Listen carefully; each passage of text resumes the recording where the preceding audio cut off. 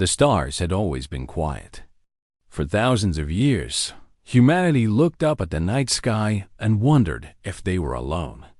They sent signals into the darkness. They built telescopes and satellites. They dreamed of finding life beyond their small blue planet. But the universe never answered Dot until one day.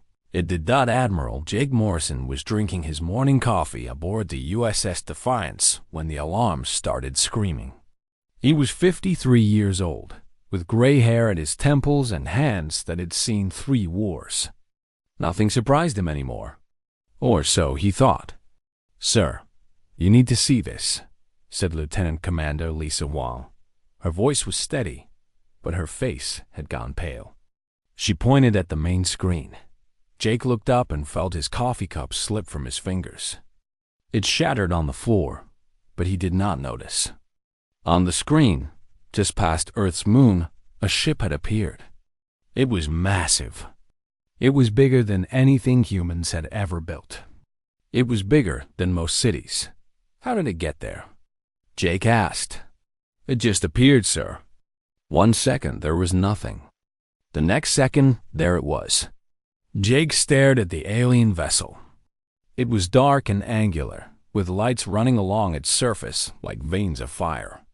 He had spent his whole life preparing for war. But not this kind of war. Not against something from the stars. The transmission came 30 minutes later. It was in perfect English. The aliens had been watching Earth for decades. They had learned human languages from television broadcasts and radio signals. They knew everything about humanity. And they were not impressed. "I am Ambassador Vethruk of the Sindari Collective," the voice said. It was smooth and cold, like ice sliding across metal. "I speak on behalf of the Galactic Council, the ruling body of all civilized species in this galaxy. You have been discovered. You have been evaluated.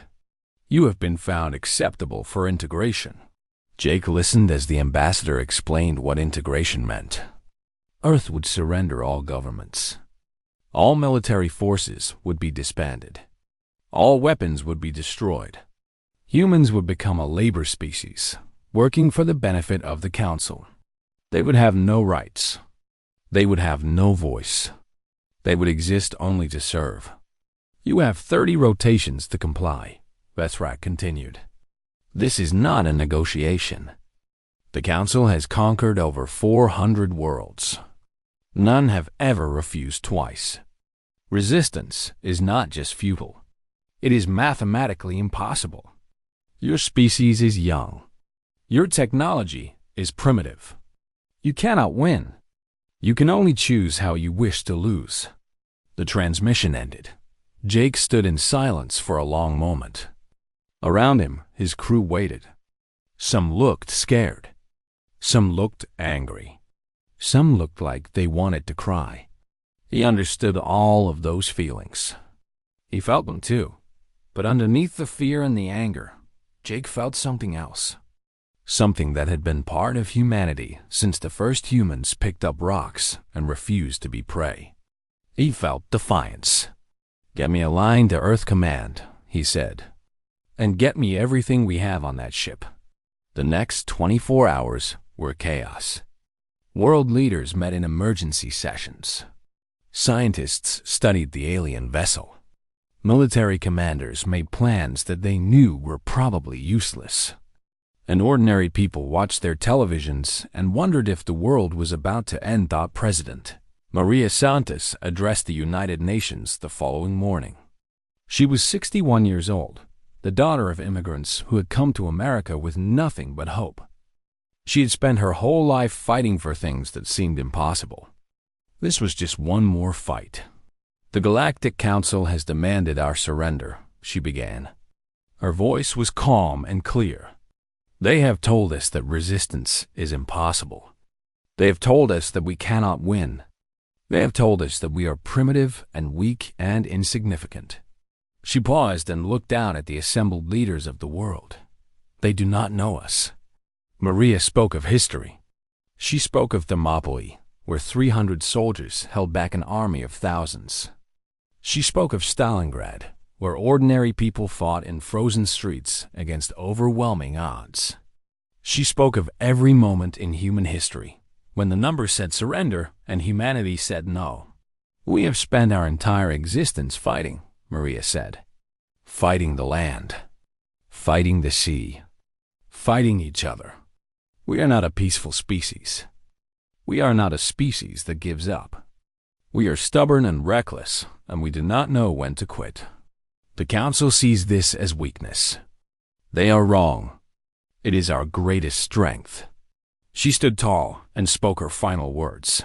Earth's answer is no. The response was unanimous. Every nation agreed. Every leader signed. For the first time in human history, there were no borders. There were no enemies. There was only Earth and everything that threatened it. Ambassador Vethrak received the response with confusion. He had delivered the same message to dozens of worlds. All of them had surrendered.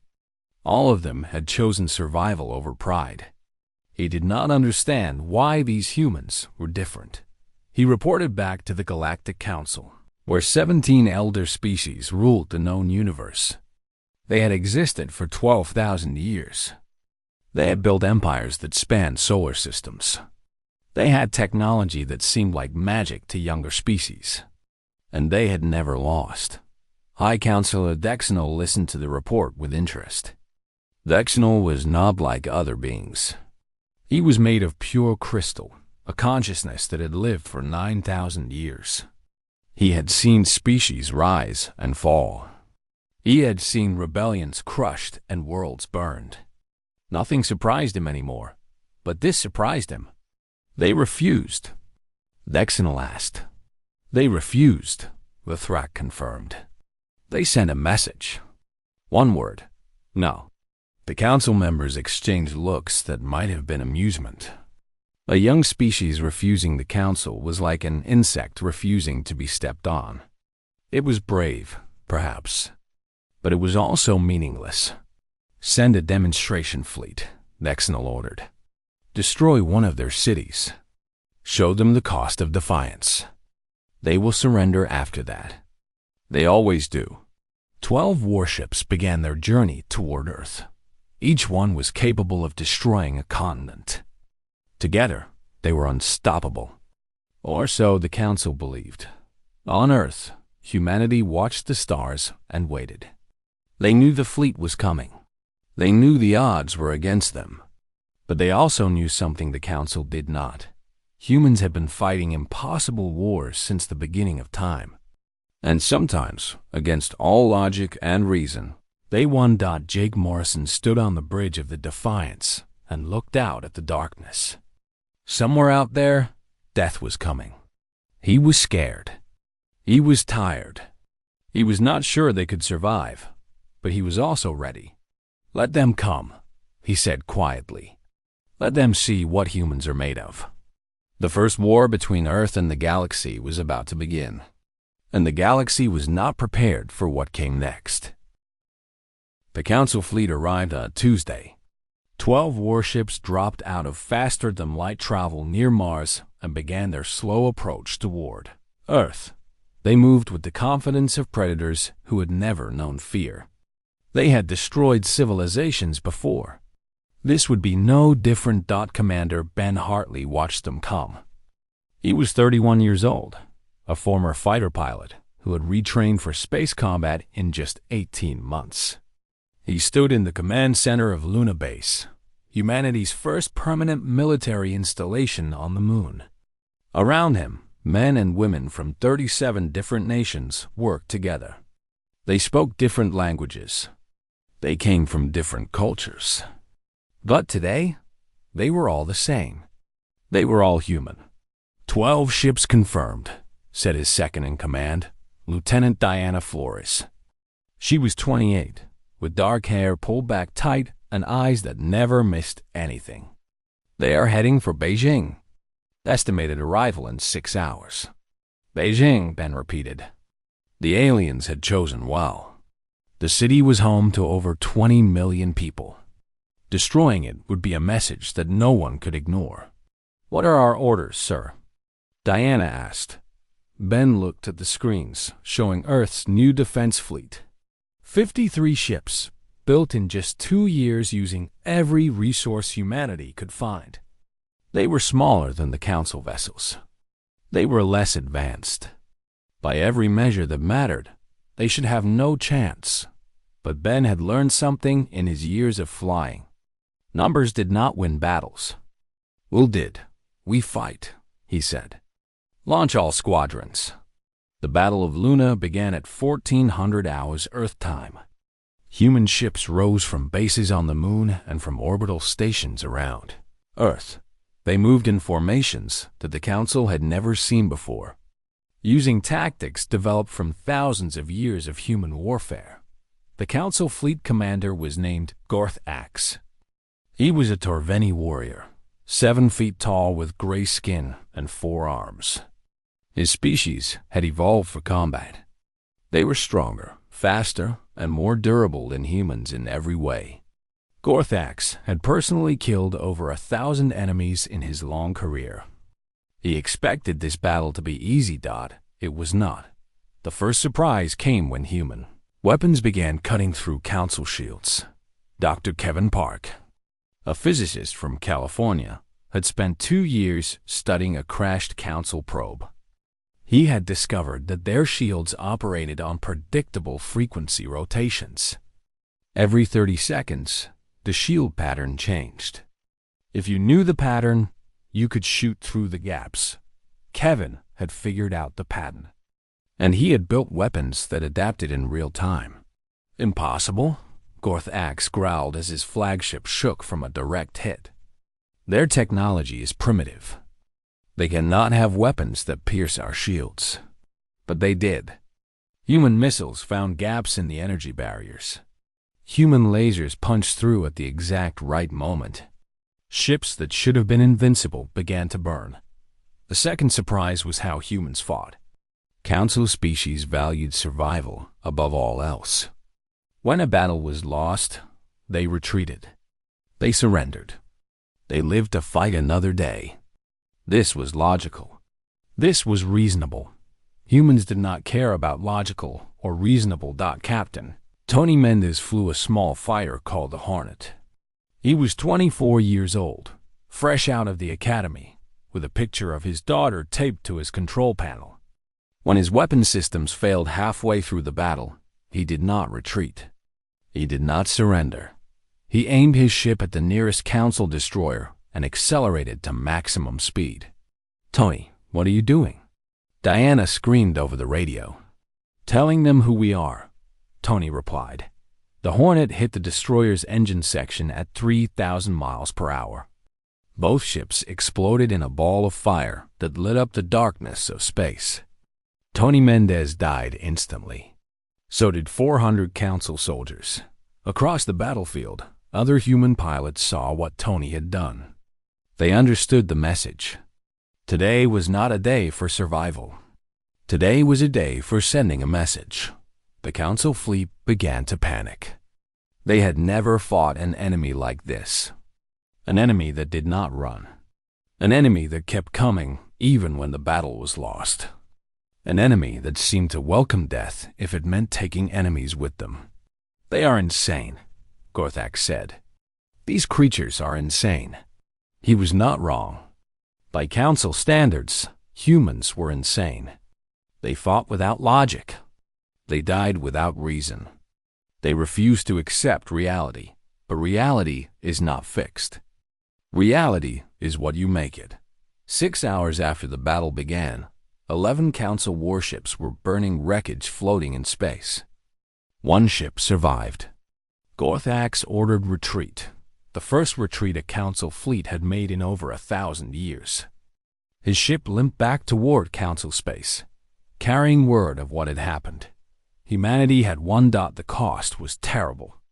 31 human ships were destroyed. Over 800 pilots and crew members died.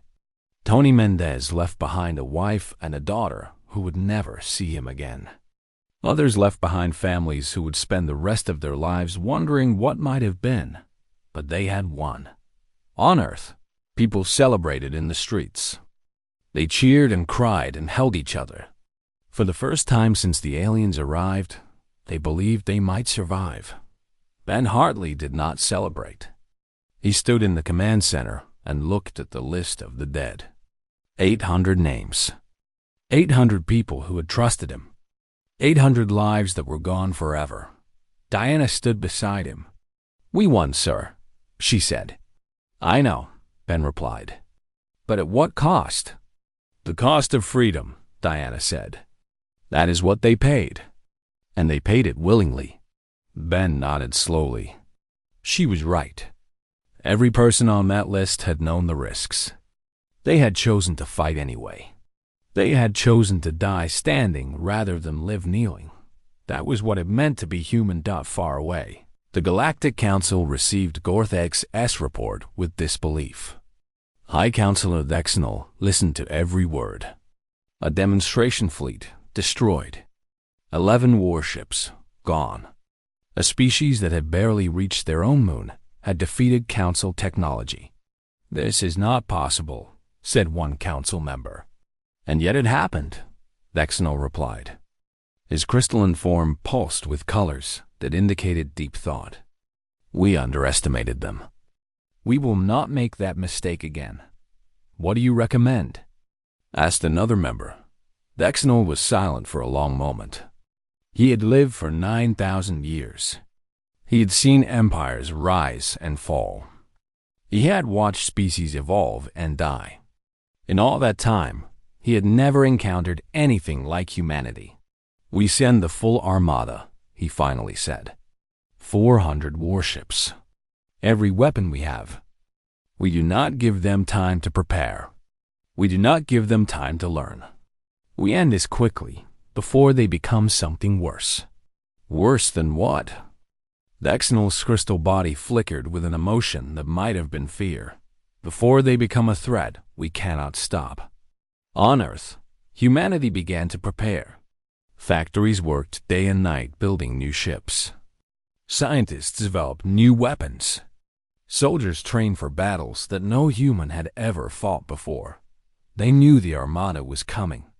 They knew the real war was just beginning. And somewhere in the stars, other species watched and wondered. If humanity could resist, perhaps they could too. Perhaps the Council was not as powerful as everyone believed. The galaxy was about to change forever, and humans were just getting started. 3 years had passed since the first alien ship appeared near Earth's moon. 3 years of building. 3 years of training. 3 years of waiting for the storm that everyone knew was coming. The storm arrived on a cold morning in December. Admiral Jake Morrison stood aboard the orbital station Citadel, humanity's greatest military achievement. It was a massive structure, built in secret in the shadow of Earth, housing over 10,000 soldiers and hundreds of ships. Jake was 61 now, too old for direct combat, but still sharp enough to command. His hair had gone completely gray. His hands still did not shake. 400 ships, sir, reported Commander Amy Reeves. She was 35, the daughter of a Navy captain who had died in the first battle. She had spent the last 3 years preparing for this moment. "The Council Armada is entering the solar system." Jake looked at the tactical display. 400 ships, each one bigger and more powerful than anything humanity had built. Together, they represented the combined military might of the galaxy's ruling species. Against them, Earth had 112 warships. "They are heading for Jupiter's moons first," said Captain Scott Palmer, the tactical officer. "Our early warning stations are there." Jake nodded. The stations were bait. He had placed them there knowing the Council would strike them first. It would buy Earth time and give humanity a chance to see how the Armada fought. "Send word to all stations," Jake ordered. "Evacuate non-essential personnel. Combat crews stay and fight." "Sir, those stations cannot hold against that fleet." "I know," Jake said quietly. "But they will slow them down, and they will show the galaxy what humans are willing to do." Lieutenant Chris Morales was 24 years old. He had been born after first contact, grown up in a world that knew aliens existed. Unlike the older generation, he did not remember a time when humans thought they were alone in the universe. For him, the war with the Council was not surprising. It was simply the world he lived in. Chris sat in the cockpit of his fighter, waiting near the station orbiting Europa. Through his window, he could see Jupiter's massive form and the ice-covered moon below. It was beautiful. He wondered if he would live to see it again. The first Council ships appeared on his scanner. Dozens of them, spreading out in an attack formation that he had studied in training. They were coming fast. "All pilots, this is Station Command," the radio crackled. "Engage at will. Make them pay for every inch." Chris took a deep breath and activated his weapons. His hands were steady. His mind was clear. He thought about his mother back on Earth, about the girl he had promised to marry when the war was over, about the life he might never have. Then he pushed all of that away and became a weapon. He fired the first shot of the battle. His missile struck a Council scout ship and blew it apart. For a moment, Chris felt a surge of triumph. Then the Council fleet returned fire, and the sky filled with death. The battle above Europa lasted 6 hours. Human pilots flew with skill and courage that amazed even their own commanders. They used tactics that the Council had never seen, diving between enemy ships, using Jupiter's gravity to slingshot around attacks, sacrificing themselves to protect each other. Chris Morales destroyed 2 Council destroyers before his fighter was hit. He had time for one final transmission. "Tell my mom I love her," he said. Then his ship exploded, and Chris joined the stars. Fleet Admiral Raxul watched the battle from his flagship with growing unease. He was Torveni, like Gorthax, who had fled the first battle. But Raxul was older and wiser. He had personally overseen the extinction of 11 species in his long career. He knew how to read a battle. And this battle was wrong. "We are winning," his second-in-command reported. "Human losses are severe." "Yes," Raxul agreed. "But look at our losses." The numbers were troubling. For every human ship destroyed, the Armada lost 3.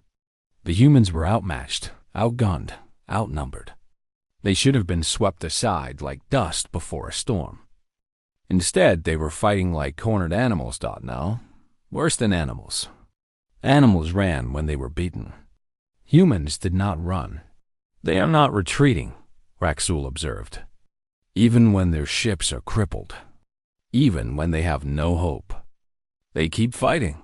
They are fools." "Perhaps," Raxul said. "Or perhaps they understand something we do not." The battle for Europa ended with the destruction of the human station. But the Armada had lost 37 ships. 37 ships that should not have been lost. 37 ships destroyed by a species that had barely reached the stars. Raxul pushed forward toward Earth. He had no choice. The Council demanded victory. But with every hour that passed, his unease grew deeper. The Armada reached Earth's orbit 72 hours later. What they found there made Raxul's blood run cold. Humanity had used the time bought by the Europa defenders to prepare. The entire planet was wrapped in a network of orbital weapons platforms. Hundreds of ships waited in defensive formations. Ground-based missiles pointed at the sky. Even civilian vessels had been armed and pressed into service. Earth had become a fortress. "They learned from the first battle," Raxul said. "They adapted our own technology. They improved it." Impossible. It took our species centuries to develop that technology. And yet there it is. The Battle of Earth began at noon Greenwich time. Humanity threw everything they had at the Armada. Soldiers who had trained for 3 years finally got their chance to fight. Weapons that had been kept secret were revealed. Tactics that had never been tested in combat were put to use. And humans died. They died by the thousands. Ships exploded. Stations were destroyed. Cities burned under orbital bombardment. The cost of defiance was measured in blood and fire and grief. But still, they did not surrender. Colonel Danny Vance led ground forces on the moon, defending installations that controlled Earth's orbital weapons. When his position was overrun, he called in an airstrike on his own location. "Better dead than slaves," he said before the bombs fell. Commander Amy Reeves coordinated fighter wings from a burning command center. When her station was destroyed, she transferred to a small shuttle and continued directing the battle until a council missile found her. Her last words were coordinates for a week. Point in the enemy formation. Admiral. Jake Morrison watched his people die, one by one. Every name on the casualty list felt like a knife in his heart. But he did not stop. He could not stop. Too many had died already. Their sacrifice had to mean something. The battle lasted 72 hours. When it was over, the Council Armada had been broken. 212 ships destroyed. Over 50,000 Council soldiers dead. Fleet Admiral Raxul, the conqueror of 11 worlds, ordered a retreat. It was the first time in 8,000 years that a Council Armada had fled from battle. On Earth, the survivors looked up at the sky filled with burning wreckage. They had won. Barely. Terribly. But they had won. The news spread across the galaxy like fire. Species that had been enslaved for millennia began to whisper. The Council had been beaten. The mighty Armada had retreated. A young species from a small blue planet had done what everyone believed was impossible. Hope began to spread. And hope, the Council would learn, was the most dangerous weapon of all. Raxul returned to Council space a broken warrior. He had gone to Earth expecting easy victory. He had found something else entirely. What are they? The Council demanded. How did they defeat us? Raxul thought for a long moment before answering. They are not like us, he finally said. They do not fight to win. They fight because they cannot accept losing. They would rather die than submit. Every single one of them. And that makes them more dangerous than any species we have ever encountered. High Counselor Daxonal listened to this with growing concern. For the first time in 9,000 years, he felt something he did not recognize. It was fear. The Council had awakened something terrible. And now, that something was looking back at them with hungry eyes. 5 years had passed since the aliens first demanded Earth's surrender. 5 years of war. 5 years of death. 5 years of proving that humanity would not break. Now it was time to take the fight to the enemy. Admiral Jake Morrison had retired. His health had failed after years of stress and grief. He spent his days in a small house by the ocean, watching the waves and remembering the friends he had lost. But his legacy lived on in the fleet he had built and the officers he had trained. Admiral Nicole Webb took command of United Earth Forces. She was 45 years old, a strategist who had written the doctrine of human space warfare. She had never lost a battle. She had also never smiled after the death of her son in the Europa defense. Victory, for her, was not joy. It was vengeance. We have spent 5 years defending, she told her commanders in the war room, waiting for them to attack, reacting to their moves. That ends today. She pointed at the star map showing Council space. Hundreds of systems. Thousands of worlds. An empire that had ruled the galaxy for 12,000 years. We are going to tear it apart. The first expeditionary fleet launched from Earth orbit on a summer morning. 200 warships carrying 50,000 soldiers. They moved through space using technology that humanity had stolen, improved, and made their own. They were heading for the heart of enemy territory. Captain Greg Lawson commanded the destroyer Relentless. He was 33, a veteran of the Battle of Earth who still had nightmares about the friends he had watched die. He had volunteered for this mission without hesitation. Payback, he called it. Justice. The first target was Sindari Prime, homeworld of Ambassador Vethrak, the alien who had first demanded Earth's surrender. The Sindari were tall, elegant beings who had evolved for diplomacy and trade. They were not warriors. They had never needed to be. The Council had always protected them. The Council was not there when the human fleet arrived. Sindari Prime. This is Admiral Nicole Webb of the United Earth Forces. The transmission went out. Your military installations will be destroyed. Your orbital stations will be dismantled. You will withdraw from the Galactic Council immediately. These are our terms. You have 1 hour to respond. The Sindari government was in chaos. They had never been attacked. Their planet had no defensive systems. Their people had no training for combat. Ambassador Vethrak, who had delivered Earth's ultimatum 5 years ago, now received one himself. This is not how these things work, he protested. There must be negotiation. There must be discussion. There was, Admiral Webb replied. 5 years ago. You chose poorly. The Sindari surrendered in 43 minutes. News of the surrender spread through the galaxy faster than light. A council-founding species had fallen to humanity without a single shot being fired. Other species began to wonder. If the Sindari could fall, who was safe? The answer was no one. Admiral Webb pushed deeper into Council space.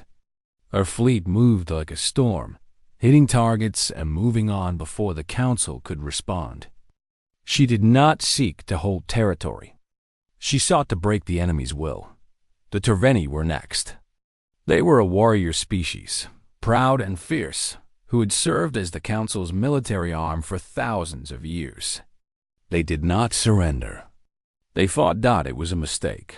Sergeant Matt Cooper was 29 years old.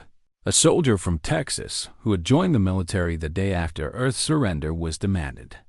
He had trained for 5 years.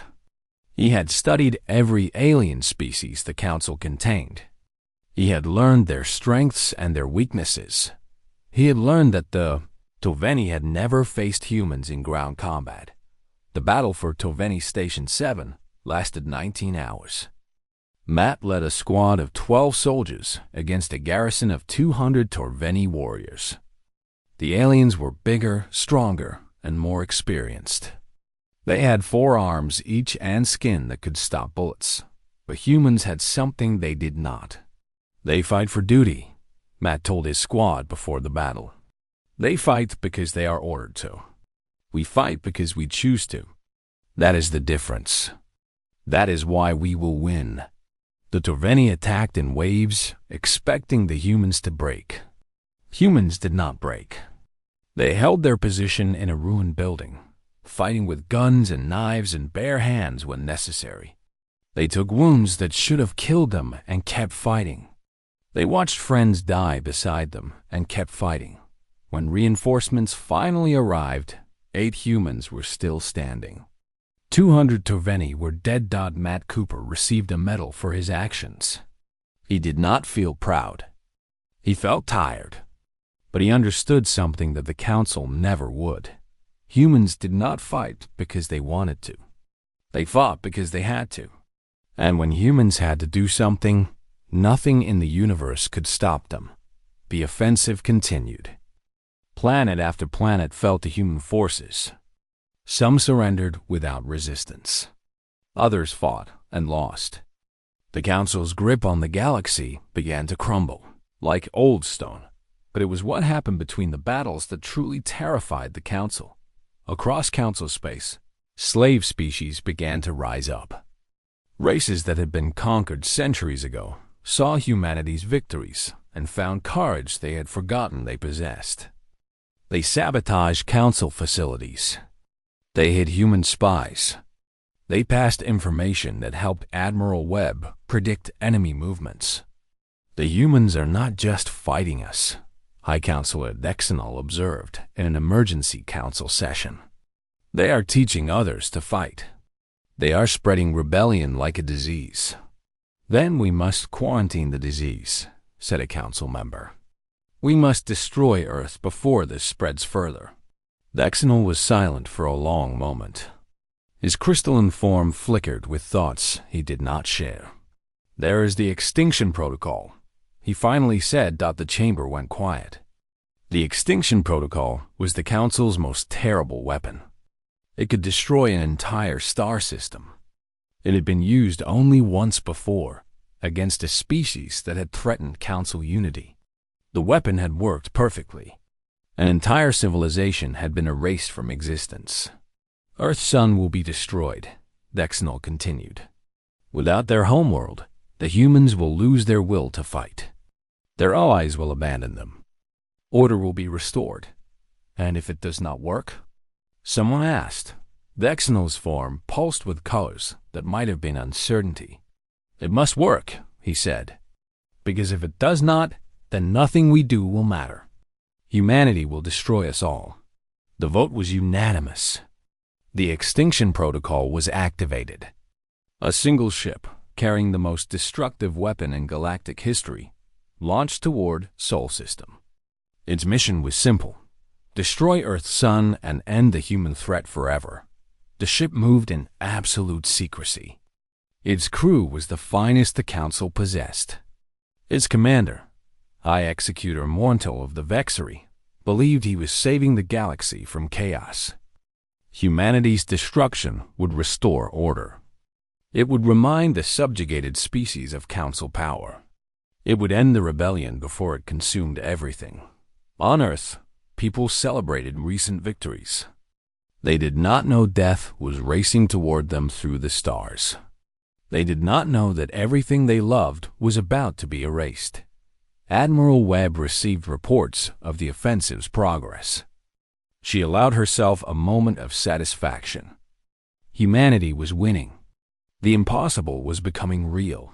But somewhere in her heart, she felt a shadow of doubt.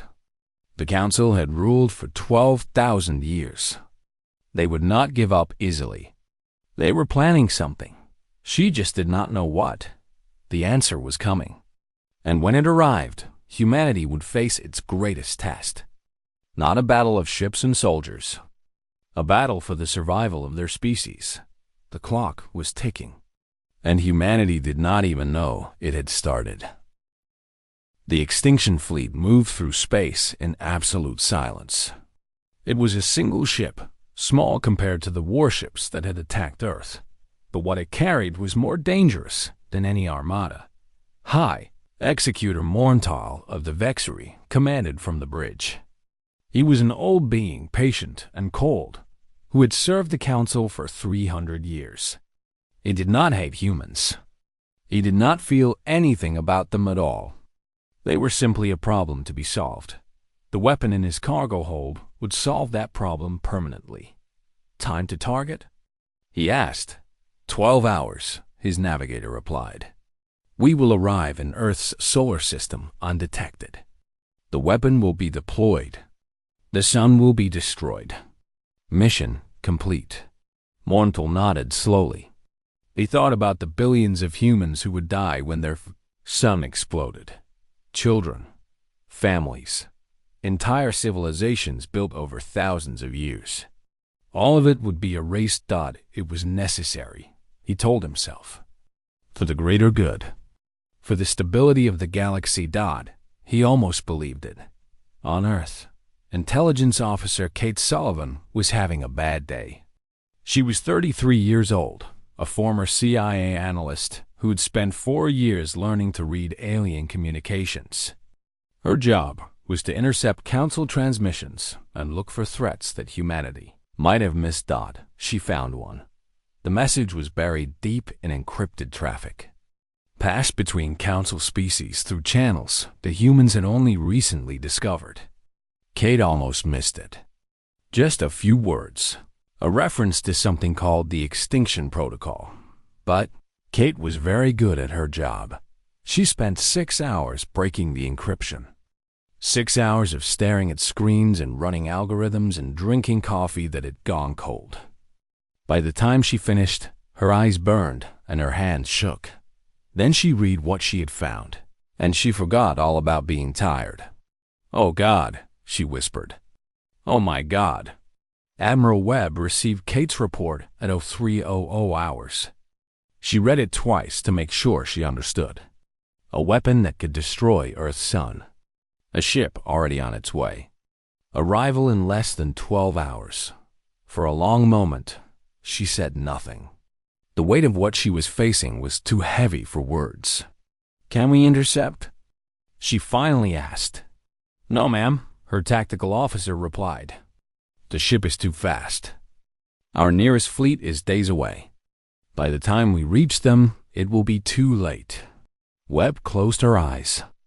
After everything humanity had survived, after all the battles they had won, after all the people who had died to protect Earth, it would end like this. Not in glorious combat, not fighting to the last, just a flash of light and then nothing. "There might be one option," Kate said quietly. "The experimental fold drive. The one Dr. Park has been working on." Webb opened her eyes. "That drive has never been tested. The survival rate is calculated at 12%. "I know," Kate said, "but it could get a small strike force to the extinction fleet in time." Silence fell over the room. Everyone understood what Kate was suggesting. Someone would have to volunteer for what was almost certainly a suicide mission. "I will go," said a voice from the doorway. Commander Ryan Torres stepped into the room. He was 28 years old, the son of immigrants who had come to America with nothing. He had lost his father in the Battle of Earth. He had lost his brother at Europa. He had nothing left except the uniform he wore and the oath he had sworn. "Sir," Webb began, but Ryan cut her off. "I know the risks," he said. "I know the odds. But someone has to do this. Someone has to give Earth a chance. Let me be that someone." Webb looked at him for a long moment. She saw a young man who was ready to die. She saw courage that made her heart ache. She saw everything that made humanity worth saving. "Get your crew together," she said. "You launch in 1 hour." Ryan gathered 40 volunteers, pilots, engineers, soldiers, people who understood exactly what they were signing up for. Not one of them hesitated. The fold drive was untested and dangerous. It worked by punching a hole through space, allowing a ship to travel vast distances in seconds. The problem was that no one knew if a ship could survive the process. The simulation said probably not, but probably not was not the same as definitely not. And humanity had always been good at beating the odds. 5 small ships loaded into the fold system. Ryan sat in the lead vessel, looking at the faces of his crew. They were scared. He was scared too. But underneath the fear, he felt something else: pride. "Whatever happens next," he told them, "know that you are heroes. Every one of you. The galaxy will remember what we do today." The fold drive activated. Reality twisted. Light became dark, and dark became light. For a terrible moment, everything was nothing. Then the 5 ships materialized directly in front of the extinction fleet. Mornton had exactly 3 seconds to understand what had happened. 3 seconds to realize that humans had done something impossible. 3 seconds to know that his mission was about to fail. Then the human ships opened fire. The battle lasted 11 minutes. Ryan's forces were outmatched in every way. The extinction ship was heavily armored, designed to survive any attack. One by one, the human vessels were destroyed, but they kept coming. Lieutenant Sarah Vance rammed her crippled fighter into the ship's weapons array, destroying the primary targeting system. Ensign Carlos Delgado crashed into the engine section, crippling the ship's ability to maneuver. Each sacrifice bought time. Each death pushed the extinction fleet closer to failure. Ryan's ship was the last one standing. It was burning. Systems were failing. Half his crew was dead. Through the smoke and fire, he could see the extinction weapon's firing mechanism. It was still active. In minutes, it would fire. "I need more power to the engines," Ryan said. "Sir, if we push the engines any harder, they will explode." Ryan smiled. It was not a happy smile. I know. He aimed his ship at the weapon and accelerated to maximum speed. The engine screamed. The hull began to tear apart. Warning lights flashed everywhere. Mortal watched the human vessel coming toward him. He understood what was happening. He tried to activate the weapon early, to complete his mission before it was too late. He was 3 seconds too slow. Ryan's ship hit the extinction weapon at full speed. The explosion was visible from Earth, a brief flash of light in the night sky that most people did not notice, that they would learn what it meant. Ryan's final transmission reached Earth 3 hours later. It was short, simple, everything he had left to say. They wanted our submission. We gave them our answer. The destruction of the extinction fleet broke the council. Species that had watched from the sidelines now openly joined humanity. High Counselor Thexanol, the ancient being who had ruled for 9,000 years, contacted Admiral Webb with a single word, peace. The terms were dictated by humanity. The Galactic Council was dissolved. Every enslaved species was freed. A new organization was formed, the Galactic Alliance, based on cooperation instead of conquest. 20 years later, Ambassador Paul Reeves stood before the first Alliance Assembly.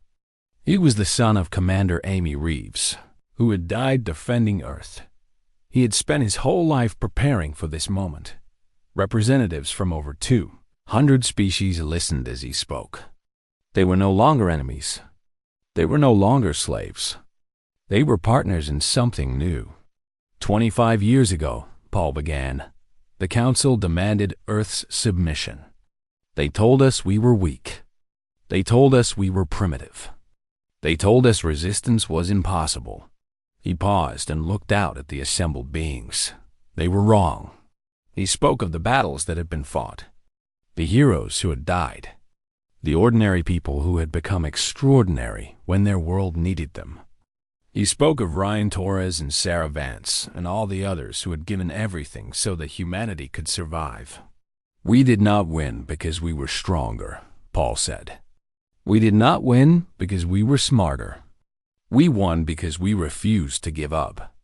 We won because every time they knocked us down, we got back up. We won because we would rather die on our feet than live on our knees." The assembly hall was silent. Every being there understood what Paul was saying. They had seen it themselves. They had watched humans do impossible things. They had learned that the universe belonged to those who would not quit. "The Council wanted to know what humans are," Paul continued. "They wanted to know what makes us different. I will tell you." He smiled, and in that smile was the weight of everything humanity had survived. "We are stubborn. We are reckless. We do not know when to stop. We dream of things that cannot be done, and then we do them anyway. We fight for each other. We die for each other. And when the universe tells us something is impossible, we prove the universe wrong." He looked out at the galaxy's representatives one last time. They demanded our submission. What came next terrified them. Not because we are monsters, not because we are cruel, but because we showed them something they had forgotten was possible. Hope. The assembly burst into applause. Species that had been enemies for centuries cheered together.